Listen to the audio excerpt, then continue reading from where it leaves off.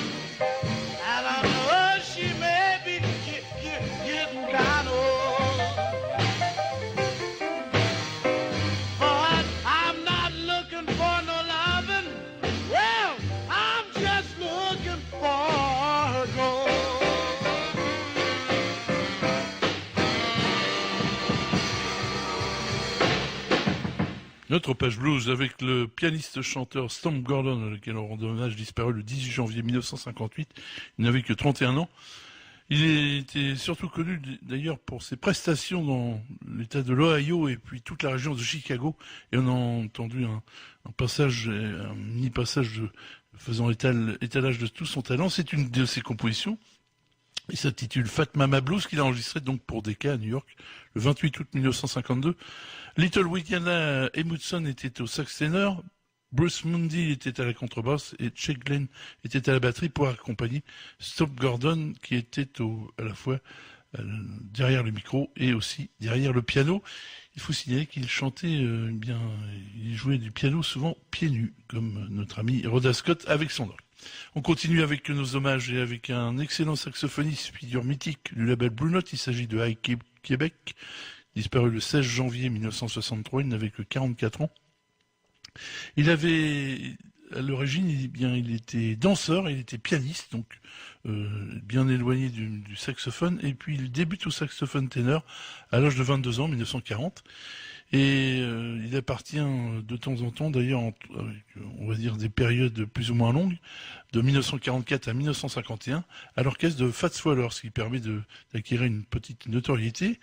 Et puis au début, on va dire qu'il fait quelques années sabbatiques, et au début des années 60, il ressurgit et il fait une série d'albums mythiques, on va dire, pour le label Blue Note, où il devient d'ailleurs conseiller musical de la marque.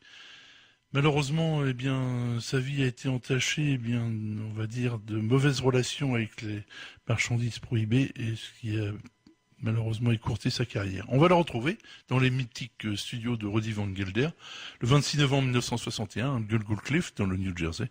Un album qui s'intitulait Heavy Soul, c'est fait partie de cette série enregistrée pour Blue Note, où on le retrouve avec l'excellent organiste Freddie Roach. Il nous interprète une de ses compositions qui s'intitule Acquitted. Ike Québec.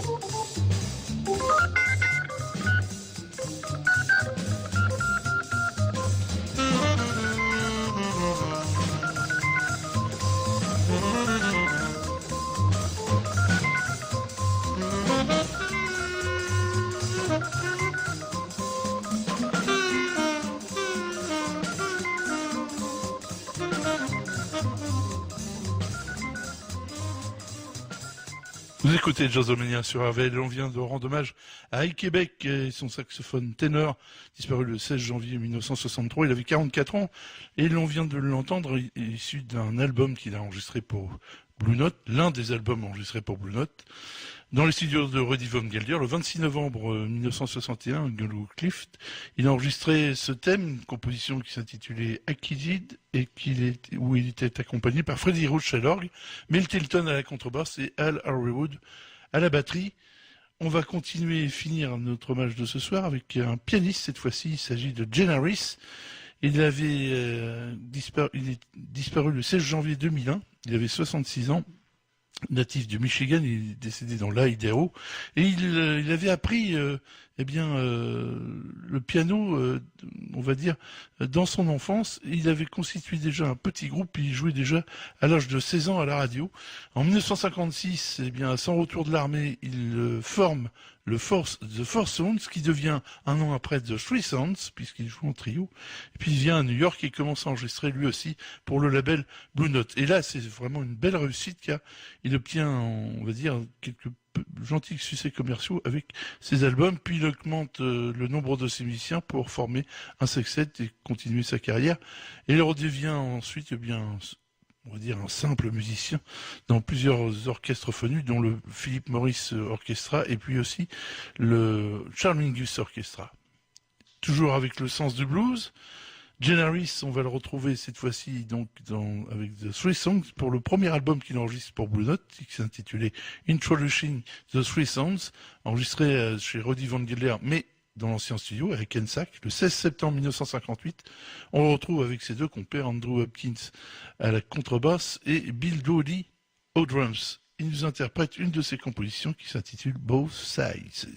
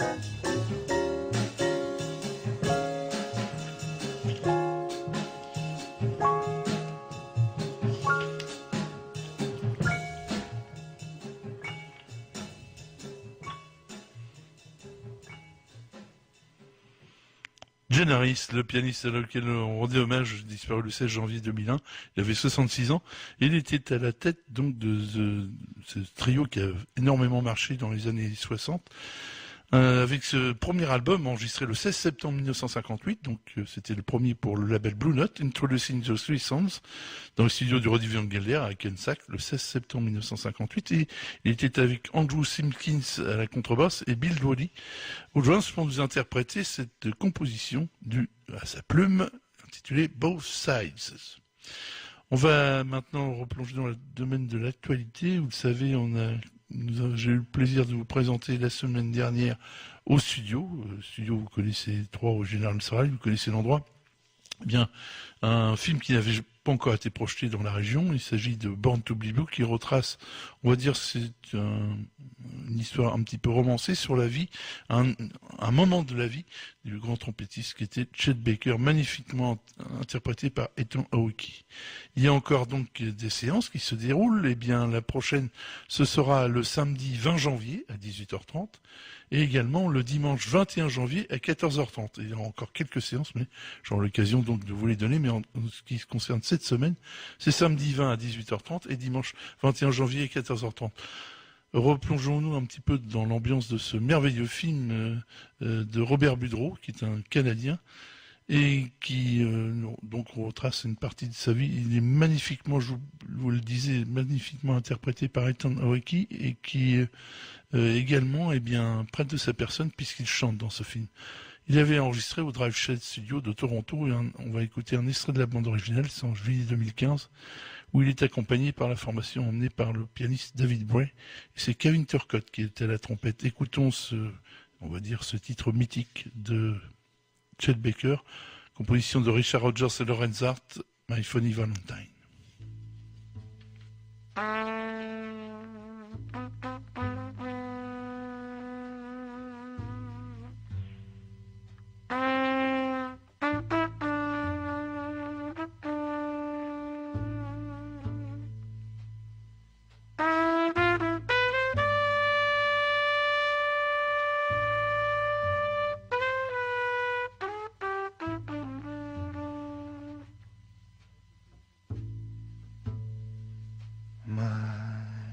Funny Valentine,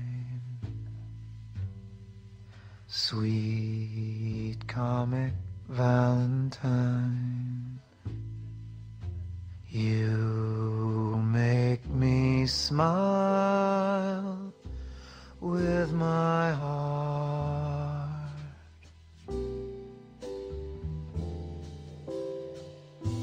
Your looks are laughable,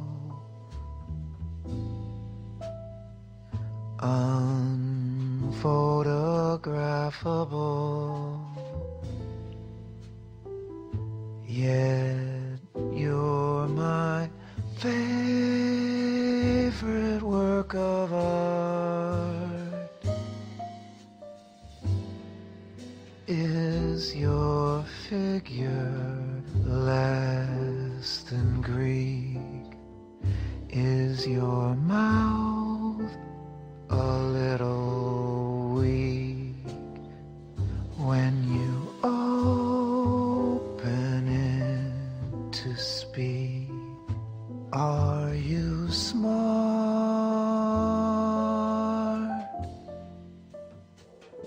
But don't change a hair for me, not if you care for me. Stay, little Valentine, stay.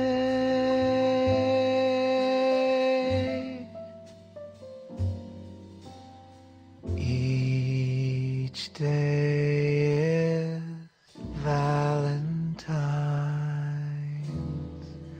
Day.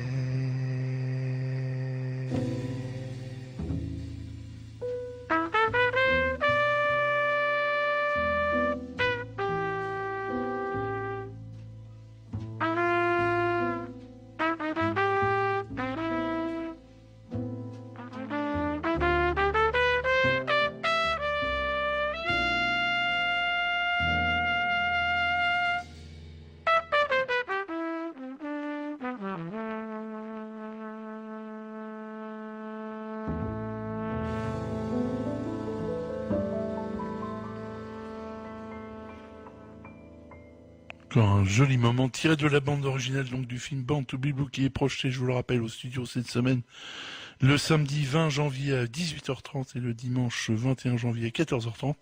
On vient d'entendre l'acteur principal qui interprète magnifiquement le rôle de Chet Baker, Ethan Hawke, qui est à l'actualité aussi d'un film qui est en train de sortir sur les écrans. David Braid est au piano, Kevin Turcotte était à la trompette, Steve Wallace était à la contrebasse et Terry Clark aux drums. C'est un film que je vous invite à découvrir car c'est une réussite totale, on va dire. Et on va retrouver, derrière juste ça, on va retrouver notre coup de cœur du mois de décembre. On a écouté déjà quelques plages, il s'agit du dernier album de notre ami Laurent Deville. Je propose de retrouver au studio Besco à Tilly dans Seine-et-Oise, enregistré en avril 2017, c'est une nouveauté donc. L'album s'intitule tout simplement New Monk Trio et c'est un hommage bien sûr à Thelonious Monk. Écoutons Laurent Deville nous interpréter cette composition de Thelonious Monk qui s'intitule tout simplement Thelonious.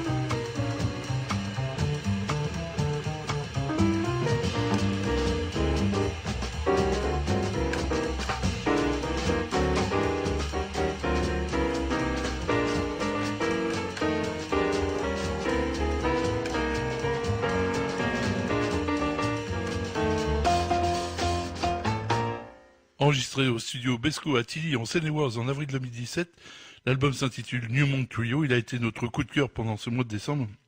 On y revient comme c'est de coutume avec cet album paru chez Jazz Village et c'est le dernier album de notre ami Laurent Deville qui nous interprétait un thème qui s'intitule Thelonious.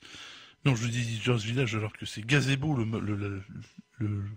le label de cet album, c'est Gazebo, bien sûr.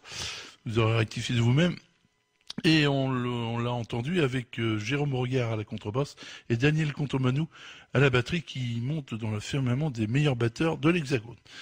On va continuer avec une autre nouveauté dont on a déjà écouté quelques plages. Il s'agit du dernier album de Lucky Peterson, un hommage à Jimmy Smith, il s'intitule Tribute to Jimmy Smith, et là il est vraiment enregistré pour le label Jazz Village. On va le retrouver cette fois-ci avec le saxophoniste Archie Shepp pour nous interpréter une composition de Jimmy Smith qui s'intitule Back at the Chicken Shake. 1, 2.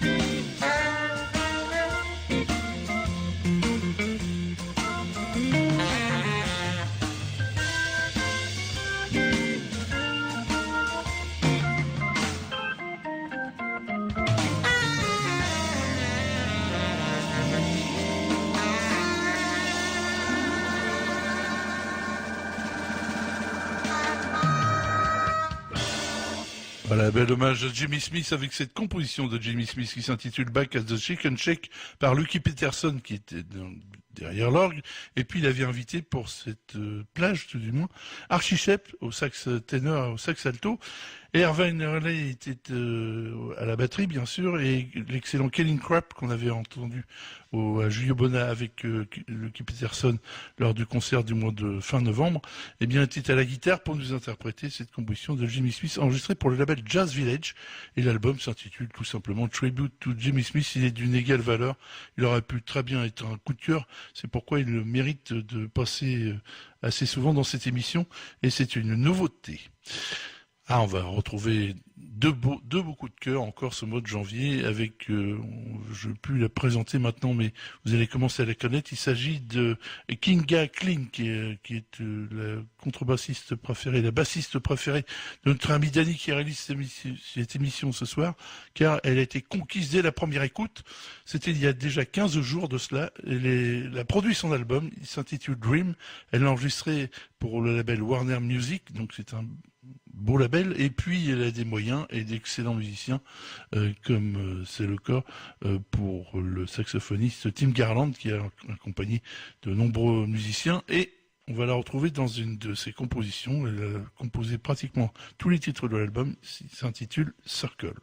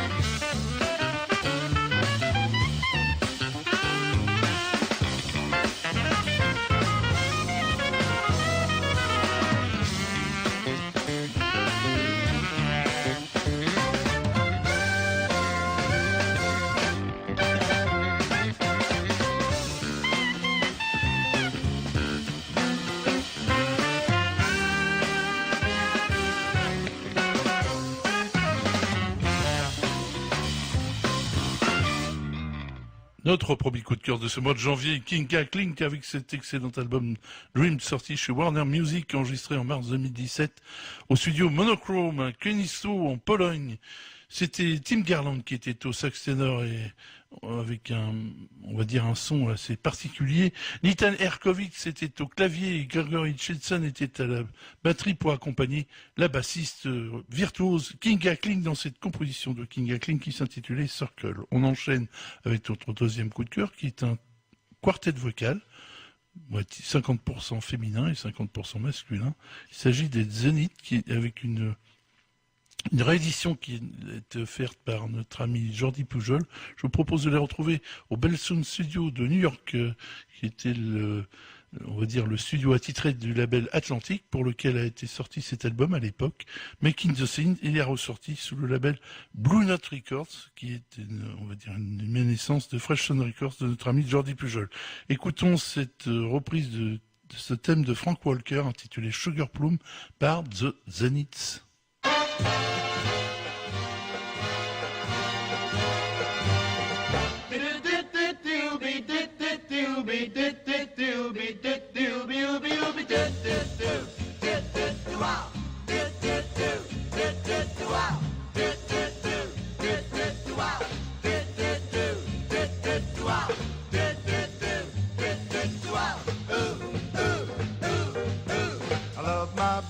Love my baby, yes, sirree. Every day, every day, every day. Love my baby, yes, sirree. Love for I know my baby loves nobody else but me. shave and a haircut. Call my baby sweet name just to see her smile. Wild, wild. Call my baby sweet name just to see her smile. Brag about, brag about, brag about. Just the guy for her, and ooh, she's just my style. Plenty about filter. Love my baby, Love my baby. love my baby, Love my baby. love my baby, Love my baby. love my baby. Love my baby. I love that girl by gum, cause she's my sugar plum. She's my sugar plum. Lay awake and think of baby every night.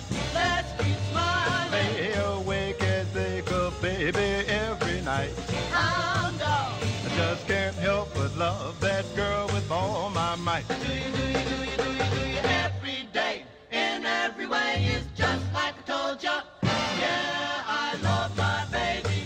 Yeah, I love my baby. Yeah, I love my baby. Yeah, oh yeah, oh yeah, oh yeah, oh yeah. Every day, in every way, is just like I told ya. Yeah, I love my baby. Yeah, I love my baby. Yeah, I love my baby. Yeah, oh yeah, oh yeah. Yeah, oh yeah. Every day in every way, my heart is filled with you. Seems like every night to my delight, my dreams are filled with you. Makes no difference if I try to sleep. Your face appears in front of me. I'm stuck with you by God. Sugar plum.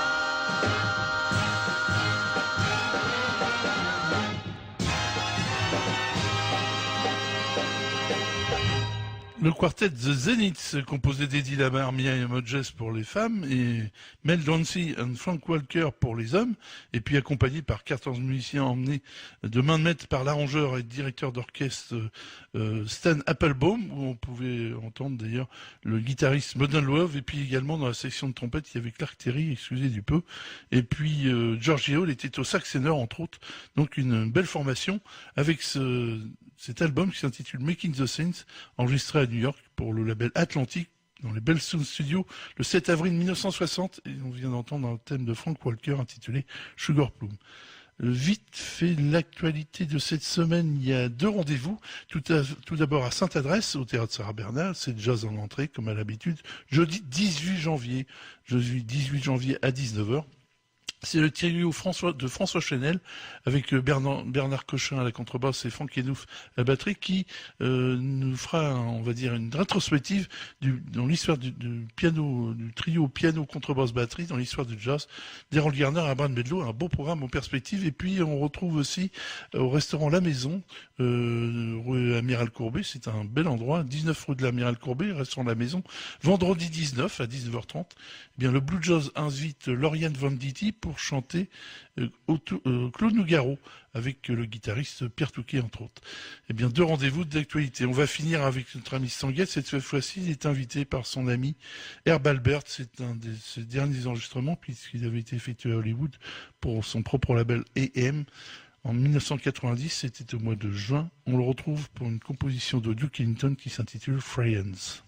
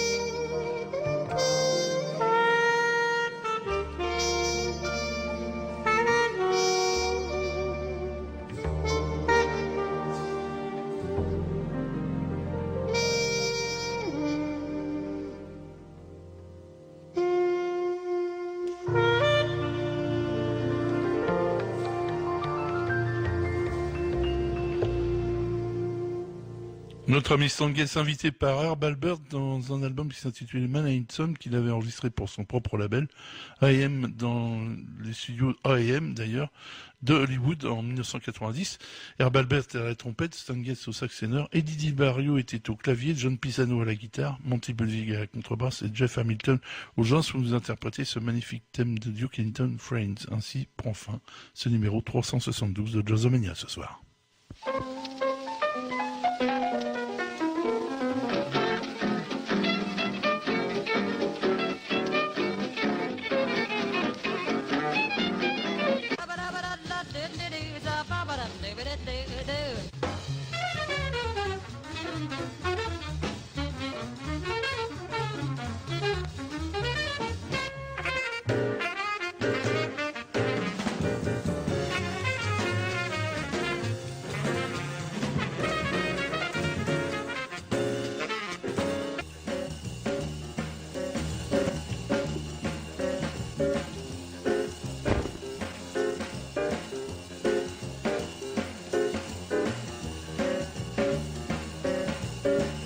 C'était Jazzomania numéro 372.